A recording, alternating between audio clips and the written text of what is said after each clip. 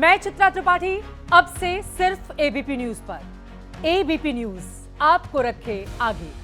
आज दो हस्तियों का जन्मदिन है। पहले लोकनायक जयप्रकाश नारायण, जिन्होंने संपूर्ण क्रांति का नारा दिया था, और दूसरे अमिताभ बच्चन, जिन्हें 70 के दशक के उस गुस्से ने भारतीय सिनेमा का एंग्री यंग मैन बना दिया था।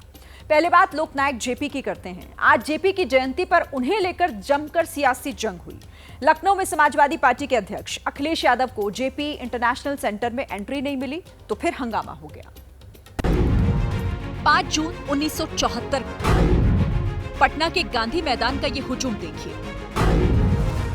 जेपी ने इंदिरा सरकार को उखाड़ फेंकने के लिए संपूर्ण क्रांति का नारा दिया था।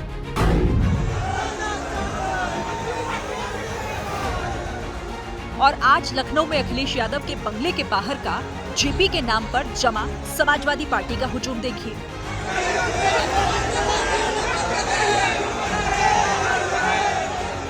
क्रांतिकारी नारे सुनिए।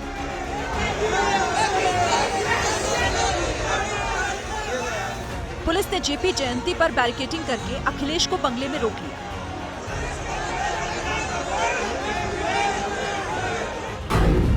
और जेपीएनआईसी यानी जयप्रकाश इंटरनेशनल सेंटर नहीं जाने दिया। लखनऊ विकास प्राधिकरण ने इसकी वजह बताई। जेपीएनआईसी निर्माणाधीन है, वहां सामग्री फैली पड़ी है।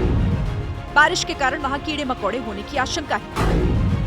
जेड प्लस सुरक्षा प्राप्त अखिलेश का जाना सही नहीं। अखिलेश बंगले से नहीं निकल पाए तो कार्यकर्ता वहीं जेपी की एक प्रतिमा ले आए। अखिलेश ने माला पहनाई, फिर योगी सरकार पर भड़क उठे।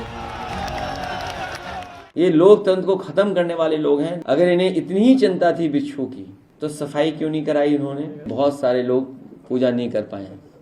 अगर पूजा नहीं कर पा रहे तो उसका दोषी और पाप किसी को लगेगा तो मुख्यमंत्री जी को पाप लगेगा। दरअसल अखिलेश ने कल रात ही जेपीएनआईसी जाकर माहौल बना दिया था कि जेपी जयंती पर क्या करेंगे। इधर ये सुनने में आ रहा है कि ये बिल्डिंग बेचना चाहते हैं, तो ये तो यही परंपरा जारी रखना चाहते हैं कि आज हम आपके महापुरुषों को सम्मान नहीं करने दे रहे हैं, कल आपकी सरकार बन जाए तो आप भी महापुरुषों को सम्मान मत करने दो। जेपी के नाम पर सियासी घमासान का दूसरा पार्ट अभी बाकी है। उससे पहले जेपीएनआईसी को जान लीजिए।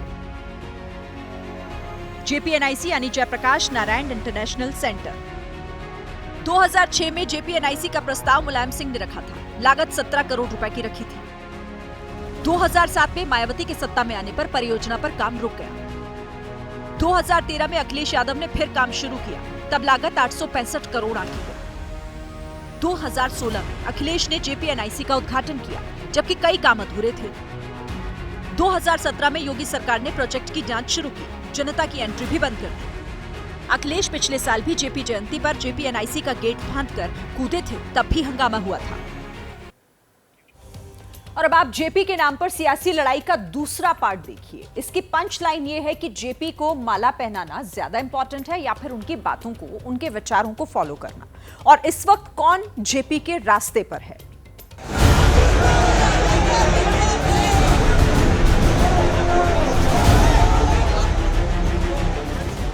जेपी इंटरनेशनल सेंटर में जाने से रोकने पर अखिलेश यादव गुस्से में थे। उन्होंने फिर भी एक दांव खेला। अखिलेश यादव ने इसे सारे समाजवादियों के स्वाभिमान से जोड़ दिया और नीतीश कुमार से कहा, यहाँ जेपी का अपमान हो रहा है और वहाँ आप बीजेपी की दो सरकार चलवा रहे हो, ऐसी दोस्ती तोड़ क्यों नहीं देते?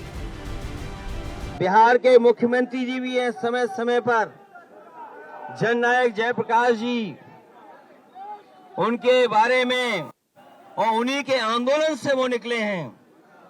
ये मौका मिला है उन्हें भी कि ऐसी सरकार जो समाजवादियों को जयप्रकाश जयंती के दिन याद नहीं करने दे रही है, उस सरकार से समर्थन वापस ले लें। अखिलेश के बोलते ही आरजेडी और कांग्रेस ने भी नीतीश को उकसाना शुरू कर दिया। नीतीश जी क्या कहेंगे, हम उनसे जानना चाहते हैं। जेपी नारायण जी को तो वो अपना एक तरह से भगवान मानते हैं, क्या वो मुंह खोलते हैं या वो चुप रहते हैं?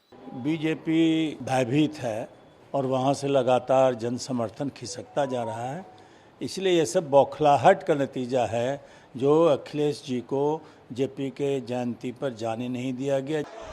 थोड़ी देर में जेडीयू ने जेपी का नाम का सारा जुनून शांत कर दिया। अखिलेश यादव से पूछ लिया कि वो कब से जेपी के सिद्धांतों पर चलने लगे। एक पूरे परिवार का समाजवादी पार्टी पर आधिपत्य दिखता है तो मुझे नहीं लगता है कि लोकनायक जैसे महामानवों पर सियासत करना मुनासिब हो।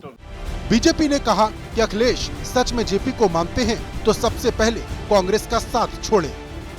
अगर इतना ही आप जयप्रकाश नारायण जी के आइडियाज में विश्वास रखते तो इमरजेंसी पार्टी कांग्रेस के साथ इतना बड़ा गठबंधन क्यों किया? कभी भी कांग्रेस पार्टी के साथ गठबंधन कर ही नहीं सकता।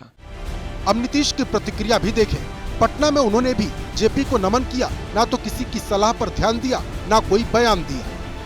जैसे ही घड़ी का काटा दोपहर 2:30 पे आए, बबीता जी का दिल सास बहू साजिश के लिए मचल जाए। और ये है इनकी बहू, पूरे दिन ऑफिस की टेंशन हो जाए गॉन जब ये करें अपना फेवरेट शो फ्री टाइम पे ऑन। इनकी तरह आप भी देखिए अपना फेवरेट शो अपने टाइम पर और डाउनलोड कीजिए एबीपी लाइव ऐप अपने स्मार्ट टीवी पर।